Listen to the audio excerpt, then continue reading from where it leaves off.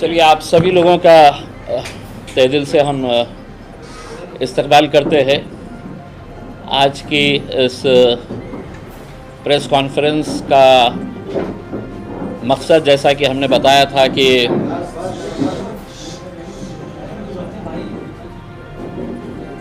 कुछ political developments, ख़ास तौर से महाराष्ट्र के अंदर आने वाले 2-3 महीनों के अंदर मजलिस इत्तेहादुल मुस्लिमीन का क्या प्लान ऑफ एक्शन रहेगा, इन सब बातों को आपसे शेयर करने के लिए यहाँ पर हम आए हुए हैं। इससे पहले कि मैं आज की प्रेस कॉन्फ्रेंस से एक बात मैं पहले आप लोगों को बताना चाहता हूँ कि हमने अपने तौर के ऊपर इंडिया अलायंस के साथ हमने अलायंस की पेशगी की है। हमने कहा है कि अगर भारतीय जनता पार्टी को दूर रखना है, और अब तो एकनाथ शिंदे साहब की शिवसेना जिस तरीके का रोल प्ले कर रही है हमारे साथ, अब हमारे नबी करीम सल्लल्लाहु अलैहि वसल्लम के ख़िलाफ़ भी जिस तरीके के बयानबाजी चल रही है, और उसकी तायीद करने के लिए मुख्यमंत्री ख़ुद आते हैं और उनकी पीठ थपथपाते हैं, तो सोचिएगा आप कि हम किस तरफ जा रहे हैं। हमें किस तरीके से हमारे साथ खेला जा रहा है। ये प्रपोज़ल हमने लोकसभा के इलेक्शन के टाइम पे भी दिया था, लेकिन उनके तरफ से कोई प्रतिसाद आया नहीं था। अभी फ़िलहाल हमने दोबारा और आज फिर से एक मरतबा आपके ज़रिए हम ये पैगाम ये तीनों पार्टीज़ को देना चाहते हैं, शरद पवार साहब को, कांग्रेस को और शिवसेना को, कि हमें अगर भारतीय जनता पार्टी को दूर रखना है तो कहीं ना कहीं हमें भी कुछ समझौते करने पड़ेंगे करके। लेकिन अभी तक इनका कोई ये नहीं आया है, कोई रिस्पांस नहीं मिला है। हालांकि नीचे स्तर के ऊपर बहुत सारे लोग ये चाहते हैं कि हर तरह का गठजोड़ करके भारतीय जनता पार्टी और एकनाथ शिंदे, अजीत पवार को सत्ता से दूर रखा जाए करके। उसमें अभी बम्बई की यूनिट के ताल्लुक से आप लोग अच्छी तरीके से जानते हैं, 15 अगस्त के दिन एक बहुत अच्छी तिरंगा रैली यहाँ पर हमारे मुंबई के जो सदर है फैयाज़ साहब, उन्होंने निकाले थे।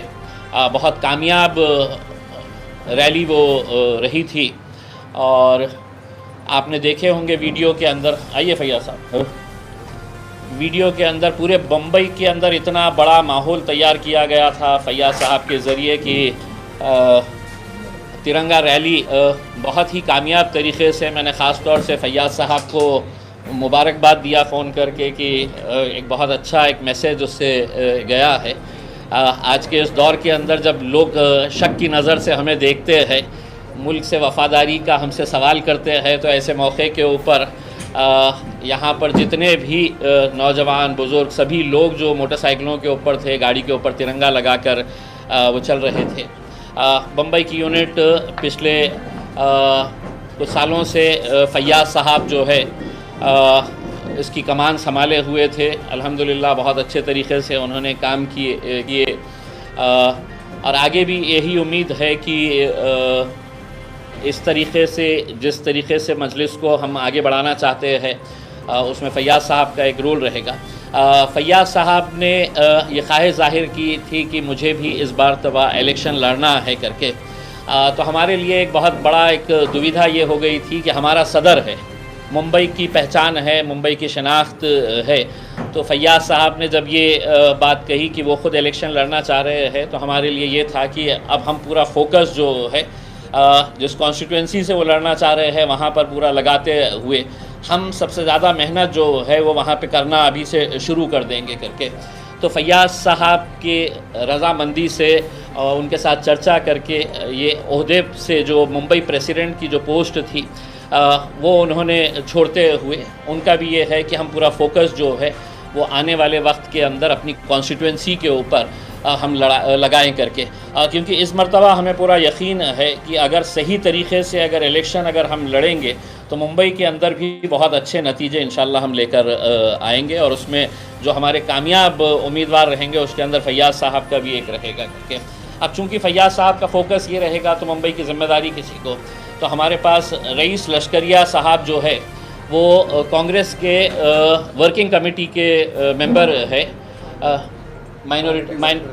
माइनॉरिटी के मेंबर है वो। तो ये ज़िम्मेदारी रईस लश्करिया साहब के पास दी जा रही है, और एक कोऑर्डिनेशन के साथ हम इस इलेक्शन के अंदर पूरे महाराष्ट्र में जहाँ जहाँ से भी हम इलेक्शन लड़ेंगे, इंशाल्लाह हम सब साथ में मिलकर आगे ये बढ़ाएंगे। एक चीज़ मैं बता देता हूँ कि देखिए, हमारे ऊपर आप इल्ज़ाम लगा देते हैं कि आप खड़े रहे तो इनका फ़ायदा होता है, इनका नुकसान होता है करके। उसमें हमारी ख्वाहिश है कि नुकसान होना है तो सिर्फ भारतीय जनता पार्टी का नुकसान होना चाहिए, और वो नुकसान अगर ज़्यादा करना है आपको, तो हमने जो अलायंस का एक ऑफ़र किया है, कल के दिन हमारे ऊपर ये उंगली नहीं उठनी चाहिए कि आप क्यों लड़ रहे हैं करके। उसमें आज अगर बातचीत अगर होती है तो यकीनन उसका बहुत बड़ा असर होगा, बहुत बड़ा फ़ायदा होगा सभी को। तो इंशाल्लाह यही बात को लेकर अगले कुछ दिनों के अंदर असद साहब अपने तौर के ऊपर जहाँ जहाँ पर भी जो भी कैंडिडेट्स लड़ेंगे, तो पार्टी का एक सिस्टम रहा है कि भले ही मैं महाराष्ट्र का सदर हूँ, अहमद बलाला साहब जो है वो हैदराबाद में एमएलए है मजलिस के, मुंबई की ज़िम्मेदारी भी आप देखे हैं पिछले 2-3 इलेक्शंस के अंदर। तो हमारा सिस्टम रहा है कि सदर होने के बावजूद भी ये इख्तियार मैं इस्तेमाल नहीं करता हूँ। ये इख्तियार हमारे पार्टी के सदर बैरिस्टर असदुद्दीन अवैसी साहब का ही है, और वो अगले कुछ दिनों के अंदर जो कैंडिडेट्स अभी इमीडिएट हमारे को डिक्लेयर करने का है उसके अंदर है, तो वो फ़ौरन उनके ट्वीट के ज़रिए, उनके लेटर के ज़रिए है तो वो डिक्लेयर किया जाएगा उसमें। तो मैं चाहूँगा कि पहले फैयाज़ साहब आप अहमद बलाला साहब तफसीलात तो सामने पूरे हमारे महाराष्ट्र के सदर और साबिक़ रुकन पार्लियामेंट इंचार्ज जलील साहब ने आपके सामने रखा है कि उसी ज़िमन में कि जहाँ से हमारे मौजूदा मुंबई के सदर जहाँ से इलेक्शन लड़ रहे हैं वो सीट हमारे लिए विखार की सीट होगी, और हम पूरी अपनी जान लगाकर वो सीट को निकालेंगे इंशाल्लाह, वो सीट जीतेंगे इंशाल्लाह। तो अभी फ़िलहाल जैसा इम्तियाज़ जलील साहब ने कहा कि पूरी बॉडी एज इट इज़ है, बॉडी का कुछ भी नहीं है, बॉडी पूरी एज इट इज़ है, खाली ताकि इनको एज ए कैंडिडेट आपको काम करना पड़ेगा। तो इसलिए हमने सदर मजलिस बैरिस्टर असदुद्दीन अवैसी साहब ने तय किया कि सदारत जो है सो जनाब रईस लश्करिया साहब को दी जाए। रईस भाई को बोलने लगा आप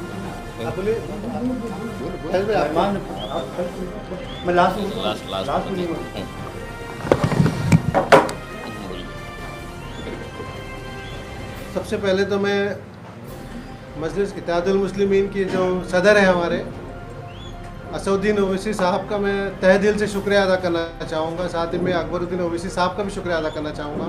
महाराष्ट्र के अध्यक्ष हमारे इम्तियाज़ जलील साहब, हमारे इंचार्ज मुंबई के अहमद बलाला साहब, आप सभी लोगों का मैं शुक्रिया अदा करना चाहूँगा कि आप सभी लोगों ने मुझे इस लायक समझा कि मैं इस पोस्ट पे आके मुंबई का प्रभार संभालूं मैं और मजलिस को आगे लेके चलूं मुंबई में। जिस तरीके से लोकसभा के अंदर महाराष्ट्र में एक भी मुस्लिम उम्मीदवार नहीं दिया गया आघाड़ी की तरफ से, ना ही विधान परिषद के अंदर कोई मुस्लिम उम्मीदवार दिया गया, इससे हम लोगों को बहुत ठेस पहुंची है। और उसके बाद ही ये हमने नतीजा लिया कि अभी हमको मजलिस के साथ आगे बढ़ना पड़ेगा इंशाल्लाह।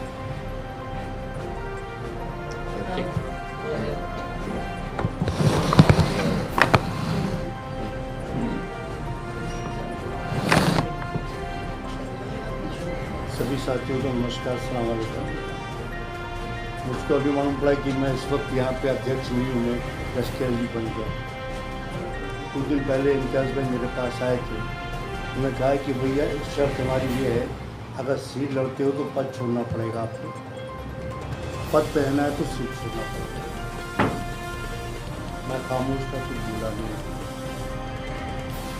आज मजलिस को बनाने में असद साहब का और हम एक कारिंदे के तौर पर काम किया।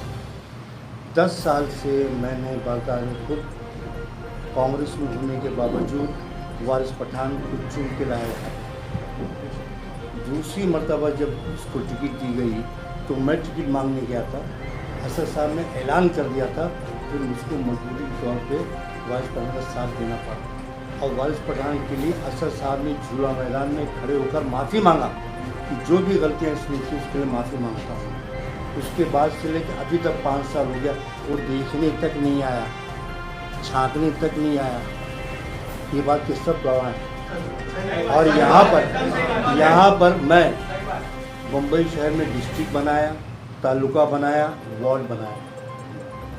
आज मुझको सीट दे रहे हैं आप लोग और मुझे पद दे रहे हैं आप, ये गैर वाजिब बात है। मेरे बगल की सीट है, वो सीट मेरी बहुत इम्पोर्टेंट सीट है, आपके लिए इम्पोर्टेंट है, क्योंकि फिरका प्रस्त आपको तोड़ना है।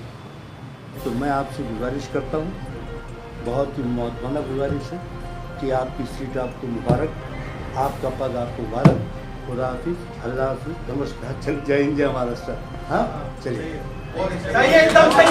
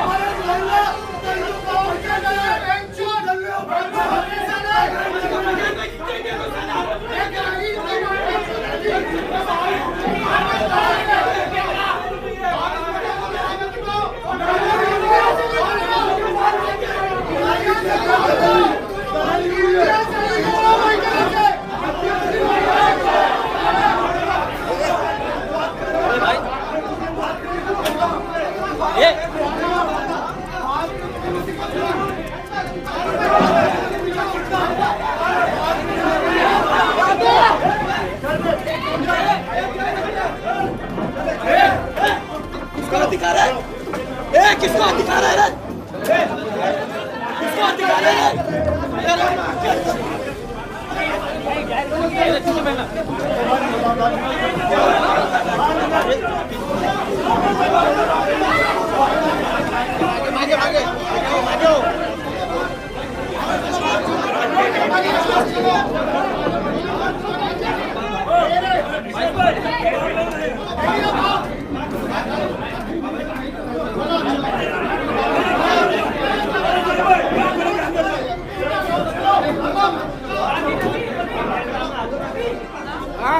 अरे बैठो।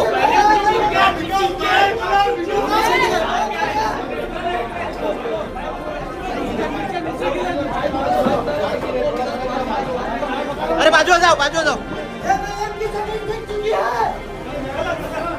बाजू आ जाओ, बाजू आ जाओ, एक मिनट, बाजू आ जाओ, बाजू आ जाओ, बाजू आ जाओ। ताई ताई ताई, ओ ताई थोड़ा बाजू। अरे बाजू आ जाओ। अरे भाई भाई